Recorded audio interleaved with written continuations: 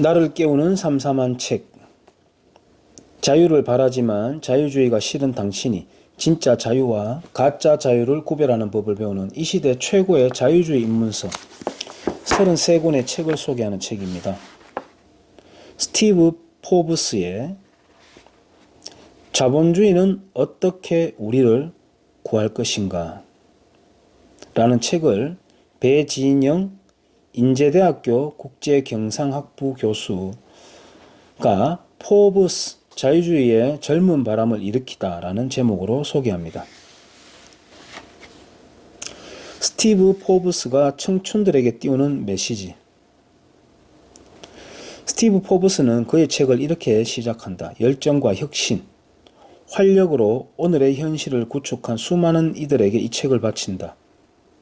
열정, 혁신, 활력, 진취성은 자신의 운명을 개척하고 자신의 꿈과 열망을 실현시키려는 우리의 젊은이들에게 절실히 요구되는 정신이다.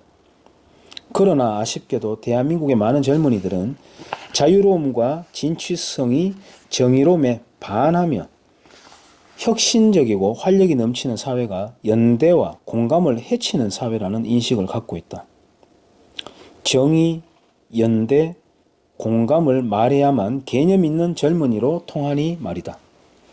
그래서 이 책을 감히 우리 젊은이들에게 일독하기를 권한다. 이 책은 자유로움과 진취적인 것이 정의로움에 반하지 않으며 다른 사람들과의 공감을 통해서만이 우리 사회를 혁신과 활력으로 가득 차게 하고 그런 사회가 계층 간의 연대를 강화해 준다는 사실을 수없이 많은 사례를 통해 호소력 있게 제시한다. 젊은이들의 마음에 스며 있는 자본주의와 시장경제에 대한 반감과 적개심이 봄눈 녹듯이 사라질 것이다. 적어도 자신이 갖고 있던 그동안의 생각에 대해 한 번쯤은 의심해보는 기회를 갖게 될 것이다. 하이에크, 미제스, 밀턴 프리드먼과 같은 시장경제 대가들의 저서는 지나치게 이론적이라 젊은이들이 읽기에는 난해한 것이 사실이다.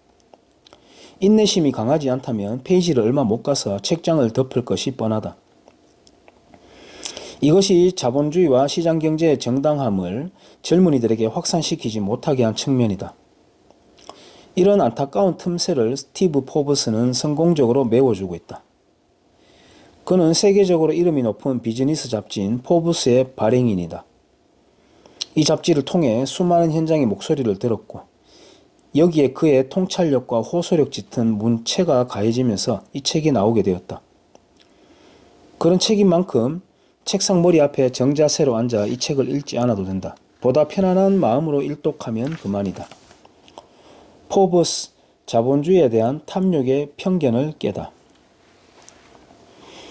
이 책은 모두 7장으로 구성되어 있다. 제1장, 제2장, 제3장은 우리가 갖고 있는 편견에 관해 과감히 도전한다. 자본주의가 도덕적이지 않고 잔인하며 부자는 타인의 희생 속에 성취한 것이라는 통속적인 생각이 엄청난 편견임을 하나하나 논증하고 있다. 제4장에서 6장까지는 정부의 시장 개입에 따른 폐해를 세금, 규제, 보호무역에서 신랄하게 드러내 보여준다. 마지막 장인 제7장은 그렇다면 정부는 어떻게 해야 하는지를 다양한 대안과 함께 제시하고 있다. 자본주의는 정말 비도덕적이고 비인간적인가? 그렇게 생각한다면 당신은 최소한의 먹을거리에도 허덕이고 있는 북한과 베네수엘라를 보아라. 그럼에도 당신은 자본주의가 비도덕적이고 비인간적이라고 말할 수 있는가? 여기에 구태여 교환의 상호 이득과 같은 이론을 들먹이지 않아도 된다. 중국은 많은 기술들을 유럽보다 앞서 발명했다. 그렇지만 정작 이를 이용하여 인류 복지에 기여한 것은 유럽이다. 왜 그런가? 거기에는 진보를 향한 유럽인들의 열정이 있었기 때문이다. 자본주의의 핵심은 선택의 자유에 있다. 이것이 민주주의의 초석이 되었다는 사실은 개인의 존엄과 인권 보호에 자본주의가 얼마나 기여했는지 웅변적으로 말해준다. 자본주의를 통한 분업사회는 개인들을 상호의존적으로 만들어 인간을 더욱 사회화하였다. 이것은 남을 의식하고 배려하지 않는 행동은 사회에서 배척당함을 말해준다. 그래서 자본주의는 우리에게 더욱 상호신뢰적이고 도덕적이기를 요구한다. 자본주의가 사람들을 탐욕스럽게 한다는 것과는 거리가 멀다. 미국의 개인들은 어떤 나라들보다 최소한 2배 이상의 시간과 돈을 기부한다는 사실이 이를 잘 논증한다. 그럼에도 자본주의가 비도덕적이고 비인간적이라 한다면 그것은 어떤 특정 목적을 가진 사람들, 예를 들어 정치가나 관료들 또는 시민단체 선동이라 말할 수밖에 없다. 이 책은 이에 관한 다양한 현장의 사례들을 생생하게 전해준다. 막연하게 자유시장 경제를 지지하는 젊은이들에게는 다른 사람들을 설득시킬 수 있는 논리적 힘과 확신을 줄 것이다. 자본주의 반대편에 서 있었다면 자신의 믿음을 한 번쯤 의심해 볼 것이고 보다 유연한 사고의 젊은이라면 새로운 세상의 문으로 나아가는 길을 찾게 될 것이다. 정부 만능주의의 최면에서 깨어나라. 우리는 현실에서 기업 구조조정을 위해 정부가 나서는 경우를 허다하게 본다. 이런 경우는 기업뿐만 아니다. 대학교의 구조조정을 위해 정부가 휘두르는 채찍과 당근을 우리는 지금도 보고 있다. 포브스는 정부 개입을 통한 기업 구조조정이 어떤 결과를 낳는지를 GM과 크라이슬러의 사례를 통해 보여준다. GM의 일자리는 10분의 1로 감소하였고 구조조정을 위한 정부의 구제 조치로 경제 전반의 일자리 수는 이보다 훨씬 줄어들었을 것으로 추정한다. 정부 일자리 창출 사업도 마찬가지다. 이것이 얼마나 허망한 짓이며 땅을 팠다 덮었다 하는 짓에 불과함을 바스티아의 깨진 유리창의 오류, 누즈벨트의 뉴딜에 관한 일반들의 착각, 슐라에스의 소설 잊혀진 사람들에서의 정부 농장 직원의 행동, 일본의 공공사업 프로젝트의 실패 등으로 설득력 있게 설명하고 있다. 일자리는 결국 민간 기업에서 창출되며 정부의 일자리 사업은 경제를 더 어렵게 만들 뿐이다.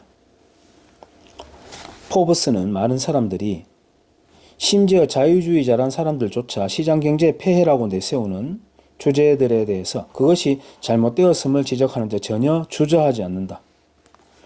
자본주의는 빈부의 격차를 확대하고 독점기업은 이익을 쓸어담고 위기 때는 손실을 사방에 퍼뜨리며 CEO와 헤지펀드 매니저의 연봉을 탐욕의 수준으로 끌어올렸고 중산층의 입지를 약화시키며 부자들은 세금을 더 많이 내게 한다는 공격에 포브스는 수많은 사례들을 들며 이를 조목조목 반박하고 있다. 놀라운 호소력과 설득력을 지닌 문체로 말이다. 자유주의자들의 낯익은 주장들, 예를 들어 세율을 낮추고 상속세를 폐지하는 것이 더 많은 세금과 이를 통한 재정적자의 문제를 극복할 수 있고 법인 세율을 높이면 소비자들 특히 저소득자들의 경제 상황을 어렵게 만들며 담배나 술 등에 부과되는 죄악세는 오히려 형평성에 위배된다는 주장들을 다양한 시각에서 풀어나가고 있다. 자유무역이 우리의 삶을 향상시킨다는 데에는 많은 이들이 공감하면서도 적지 않은 젊은이들은 자본주의의 생산 양식이 주변국들을 궁핍화시킨다는 생각을 갖고 있다.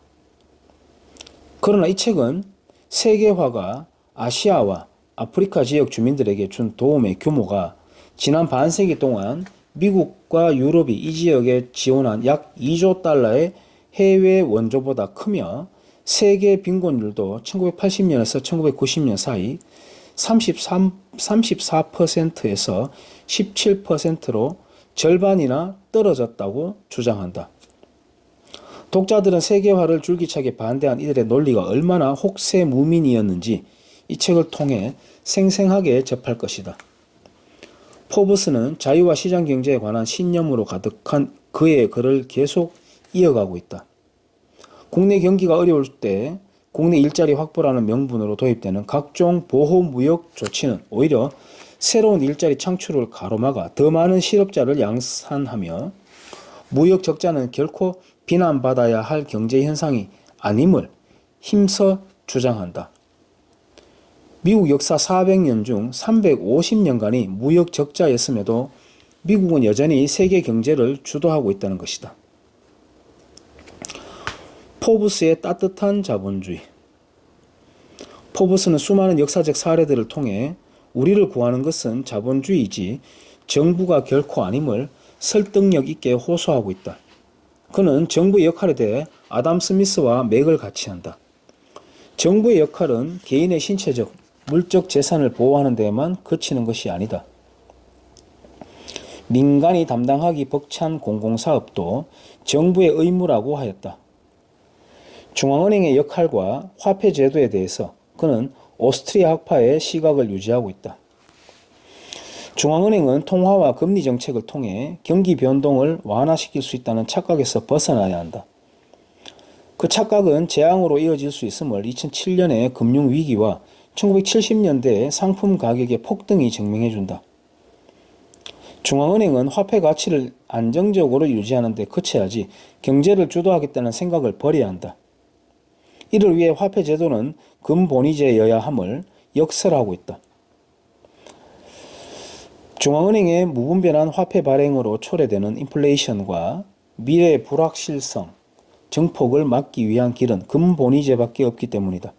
미국이 금본위제를 실시한 1880년부터 1914년까지 인플레이션은 거의 제로에 가까웠다. 그러나 그가 완전히 미제스, 하이에크, 라스바드와 같은 정통 오스트리안 학파의 사상을 대변하고 있는 것은 아니다. 그는 오히려 밀턴 프리드만과 더 가깝다. 그는 마약 문제에 있어서는 건강의 이유로 정부 개입을 은근히 지지하고 있고, 특히 2007년의 세계 금융위기에서 정부의 금융권 구제를 정당화하고 있다. 이 두 문제는 아무리 자유인이라도 정부가 개입하지 않으면 그 폐해가 당장은 너무 클 것이 뻔하게 보이기 때문일 것이다. 이에 대한 자유주의자의 논지를 끝까지 고집하는 것은 억지스럽고 무모하다고 생각한 듯하다. 언제나 현장의 목소리에 가까이 있었던 잡지 발행인으로서 포브스의 입장을 이해할 수 있다. 금융권 구제의 정당성에 관한 그의 논리는 다음과 같다. 첫째, 금융위기는 정부에 의해 초래되었기 때문에 정부가 나서서 이를 치유해야 한다. 둘째, 금융권의 붕괴는 시민들의 저항과 소요로 이어져 자유시장 자체를 붕괴시킬 수 있다.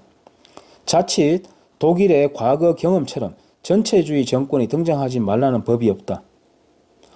포브스는 사회적 약자 보호를 결코 외면하지 않는다. 그는 약자를 보호하는 것이 자유주의적 가르침이라고까지 말하고 있다. 문제는 약자를 돕는 방식이다. 모든 학생들에게 제공되는 무상급식처럼 가난한 집의 자녀뿐만 아니라 부자의 자녀에게도 무상급식을 한다는 것이 얼마나 우스꽝스럽고 자원을 낭비하는 것인가? 사회보장제도가 비대해지고 비영리단체가 우후죽순처럼 퍼져나가는 데에는 투명하지 못하고 시장 원칙과는 상관없이 정책을 집행하는 무책임한 관료들이 있음을 날카롭게 지적한다. 이 책은 결코 이원론적이지 않고 쉬우면서도 감동적인 문체로 자본주의의 원리를 설명하고 정부의 시장 개입 위험성을 경고하고 있다. 자본주의 또는 시장경제에 관심 있는 젊은이라면 반드시 읽어보기를 권한다. 당신은 분명 이 사회의 개혁가다운 정신과 그 실천의 논리력을 구비하게 될 것이다. 이상입니다.